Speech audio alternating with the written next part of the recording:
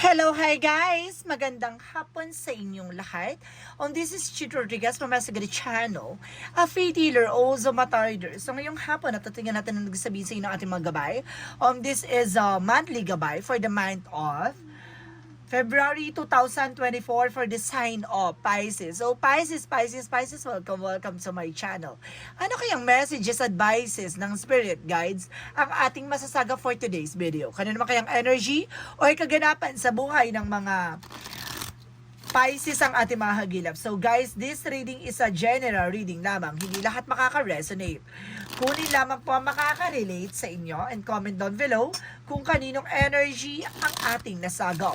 And of course, don't forget to like and subscribe my channel and hit ka syempre for movie this update. And of course, maraming salamat po sa mga walang sawang pagsuporta sa aking channel, lalo na yung hindi nag-i-skip ng ads. Naway pagpalain kayo na Diyos at may kapal, siksik liglig nag-uumapaw ang biyay manubalik sa inyo. And of course guys, umpisa na natin ang laban for the sign of Pisces.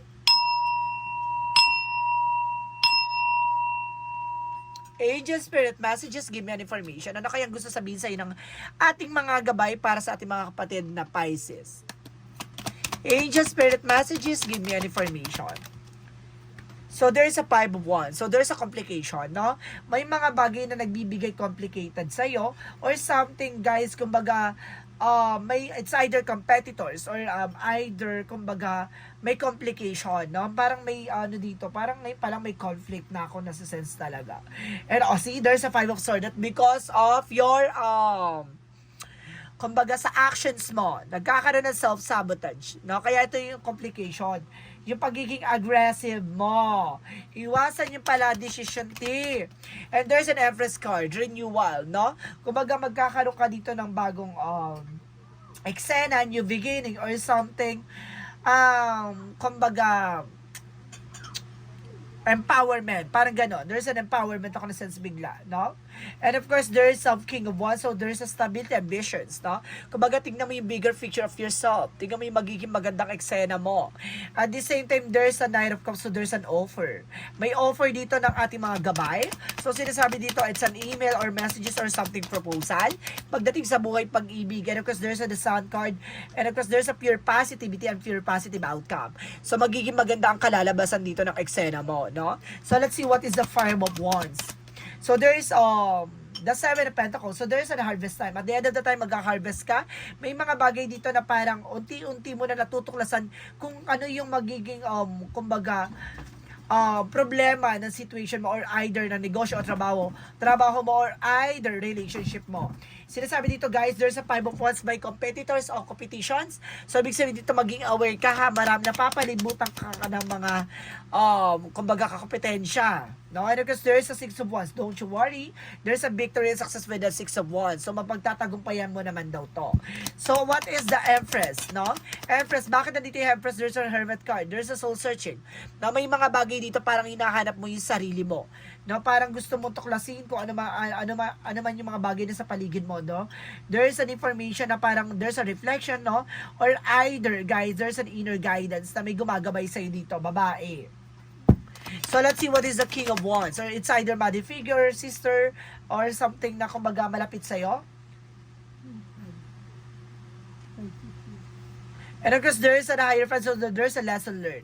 May mga bagay na dapat mong natutunan. May mga bagay na dapat mong natuklasan.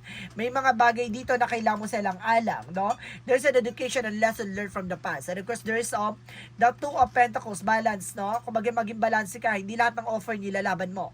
Kung may mga bagay na message sa'yo or something email or something offer sa'yo about sa finances or something, pag-iisipan mo muna, maging balanse ka kung kaya o hindi. Alam mo may extra ka ilaban mo, pero pag wala ka extra, wag mo ilaban. And there's a page of listen to your intuition and listen to your gut feeling. Na makikinig ka sa iyong intuition, makikinig ka sa vibrations mo, no? And yung magbibigay kaliwanagan sa iyo. Let's see what is the 5 of Wands and the 7 of Pentacles. So there's a Queen of Cups. So there's an healing. Magkakaroon ka rin daw dito ng healing. So, let's see what is the 5 of Swords and the 6 of Wands. So, there is a Queen of Pentacles. So, there is a practicality. No? Pagdating sa finances, magiging practical ka daw. And of course, there is a Empress card. And of course, the Hermit card represent the Magician. So, there is a manifestation. May mga bagay na unti-unti ka na ma-manifest dito. May mga bagay na unti-unti ka na matutupad, may mga bagay dito na bibigyan ka ng kaliwanagan, and of course about sa, okay guys, nakasagap ako ng spiritual dito about sa The Hermit and the Magician. Kumbaga sinasabi dito, mayroong tao daw na something may lihim na gumagawa sa'yo, no?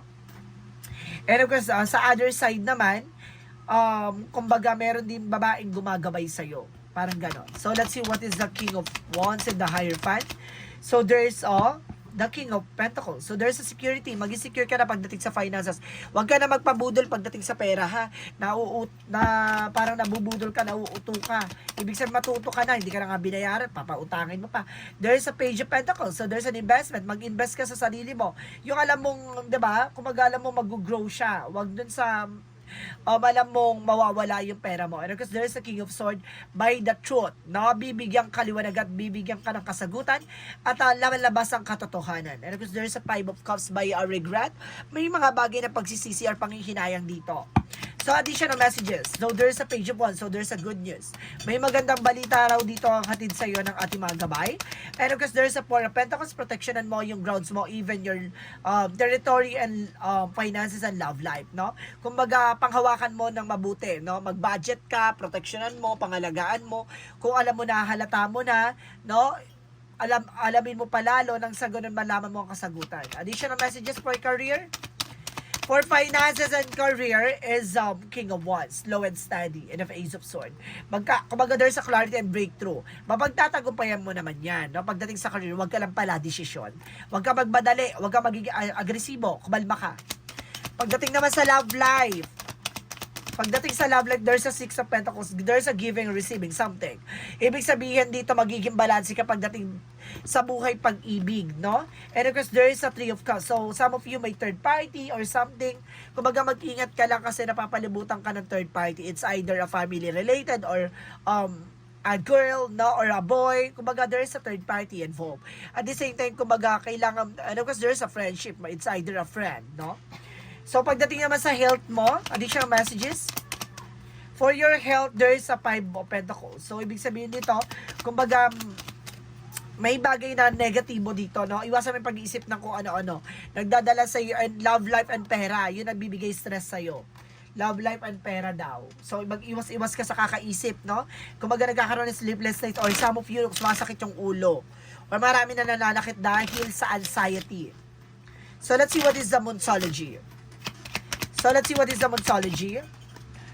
Don't let past hold you back. Huwag mo na balik-balikan yung nakaraan na. No, matuto ka na lang. Hold your vision. Napangawakan mo yung paniniwala mo or pinaniniwalaan mo. 'Di ba? Nalaman mo na natuklasan mo na, magpapabudol ka pa ulit. Huwag mo nang ibalik. Huwag mo nang kumbaga, hayaan mo na sa nakaraan nyo and take time to breathe out, no? Kailangan mo ng oras para huminga naman, no? Parang kumbaga, nalunod ka na sa mga nakaraan na sitwasyon. No, parang maraming naganap sa nakaraan na, diba? Move on. So, let's see what is the magical fairy messages. So, there's a possible for love life. So, may love life talaga na papasok daw dito. It's either a new love life or love life talaga. And there's a do some research, no? May mga bagay na kailangan mo tuklasin, alamin pa, 'di ba? There's a possible na kailangan mo talagang, 'di ba, do more research or get more information, ganun. So, let's see what is the Yin and Yang Oracle card. So, there's a higher activation. Higher self-activation. Parang, binibigyan ka dito ng ating angels messages o angels warning or alarming. Parang binibigyan ka ng signs. Baka makinig ka sa intuition mo. Even sa mga angels number. There's a chemistry. May chemistry kayo na person na to, ha? May passion talaga. And of course, there is a faith, no? Kumbaga, susubukan ng pananampalataya at tiwala mo dito and there's a divine intervention. May paalala lang ang ating divine na huwag masyadong mahulog. No, pwede ka magmahal, huwag masyadong hulog na hulog. No? Balance lang. At the same time, there is a family, home, and of course, commitment, no? Magiging perfect ka dito with a family and home and commitment. Pagdating sa love life, and of course, family, it's good naman, no? Ang magiging problema mo dito siguro ay finances. So, ibig sabihin, kailangan mong, kumbaga, maingat. No? So, let's see what is additional messages. I'm sorry, may hihingi ng tawad from the past. Diba? So, let's see additional messages. And there is a deep cellular healing. So, magkakaroon ka ng physical and emotional healing. So, technically talagang there's a healing process talaga na magaganap. So, let's see what is Archangel Michael. Messages. So, there's a self-respect. Kailangan mo respetuhin yung sarili mo. Huwag mo masyadong abusado. And you created the situation and you have the power to change it. Ikaw yung naglagay sa sitwasyon mo yan. Kaya yan naging ganyang tao na yan. Kasi kaya inaabuso ka niyan. Kasi masyado mong kumbaga pinapatawad or either, kumbaga masyado mong binibaby or else, kumbaga masyado kang, kumbaga mahal na mahal mo yung tao na yan, no? Kahit na mali, parang, no, nag-iisip ka pa rin ng way kasi because of your love.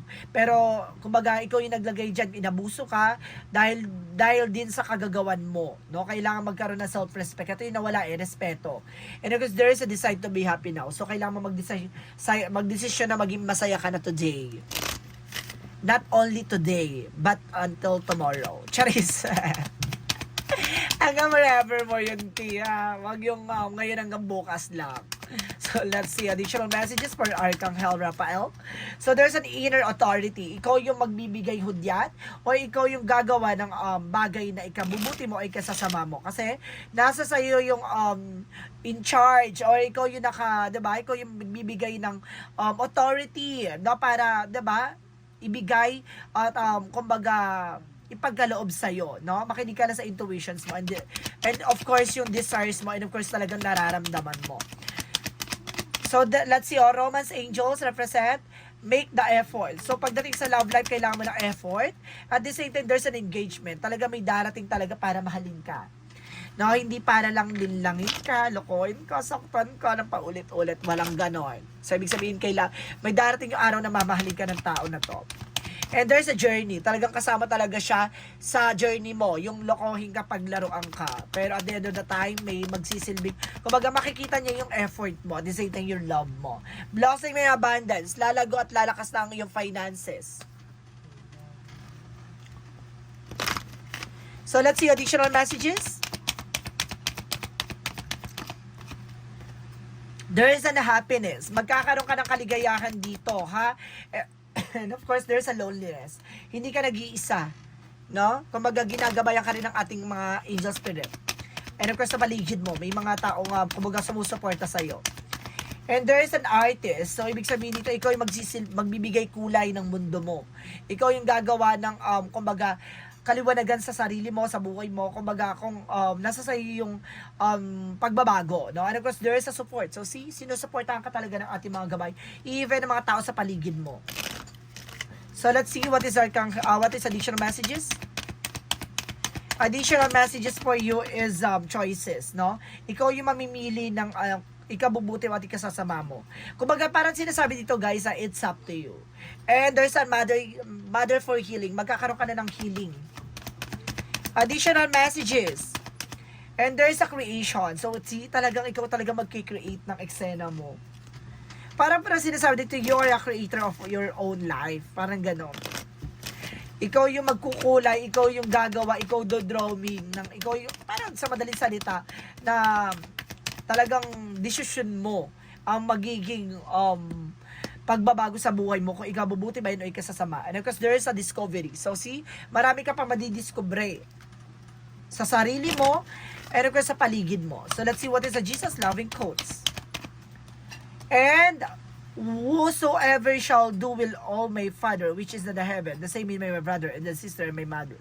So, ibig sabihin, ano ba daw yung mga dapat ay ginagawa mo sa iyong magulang, sa iyong ama, na nasa langit ay ganun din daw ang ginagawa mo sa ating mga kapatid na nasa lupa, no? Parang ganon. Parang sinasabi dito, maging mabuti ka sa lahat ng bagay, no? Kahit na hindi sila naging mabuti sa iyo. So, let's see what is the angel's answer. Angel's answer represent let go. O, talagang, diba? Let go mo, surrender. And there is an ask for help from others. So, kailangan mo rin ng tulong ng ibang tao. And romance, no? Talagang, mayroon talagang malaking factor talaga sa reading mo ang love life. So, let's see what is the angel's answer. Let's see what is the angel's answer. So, there is a 3 for I am charismatic. Malakas ang charisma, malakas ang atake mo dito, ha? Malakas ang atake mo sa mga bagay-bagay, wag ka, 'di ba? Ano kasi sinasabi dito? Expression comes naturally to you. You are very skilled in communicating your thoughts through conversations and creative pursuits. You are able to get others on board with your ideas. So talaga malakas ang ano mo, no? Ang hatak mo sa tao. Parang kumbaga kaya mo silang paamuhin, kumbaga kaya mo silang utuin, gano'n. So, let's see what is the messages of life. I am free. So, sinasabi dito, free ka naman daw, no? Today, I find the veil of my ego has lifted. The visions of my new life has appeared. Now, I am focused on my inner growth. I listen only to the voice of my heart and remain steadfast in the energy of love. There, I am now free of duality, fear, and judgment. I move forward to the inner field. So, ibig sabihin nito, guys, talagang pinaibigyan mong kalayaan yung sarili mo sa lahat ng mga negatibo. Ano man ang kaganapan sa buhay mo, sinasabi mo, bahala na ang Panginoon. So, ganun talaga. So, sinasabi dito na marunong ka mag-surrender at marunong ka talaga tumanggap kung ano man yung limitasyon, ano man kaganapan sa buhay mo, ang ipagkakaloob sa'yo. So, this is the monthly gabay for the month of February 2024 for the sign of Pisces. So, Pisces, maraming salamat for this wonderful reading. So, once again, this is Chin Rodriguez from my Sagari channel, a faith healer, also mata reader. And of course, guys, maraming salamat sa mga walang sawang pagsuporta sa aking channel. Lalo-lalo na hindi nag-skip ng ads. Naway pagpalain kayo ng Diyos at may kapal, siksik, liglig, nagu, umapa, biyaya man ang balik sa inyo. And of course, maraming salamat sa mga nag-share sa akin ng aking video sa anumang uri ng social media platforms. Maraming salamat po. And see you in the next video. Bye-bye and babush.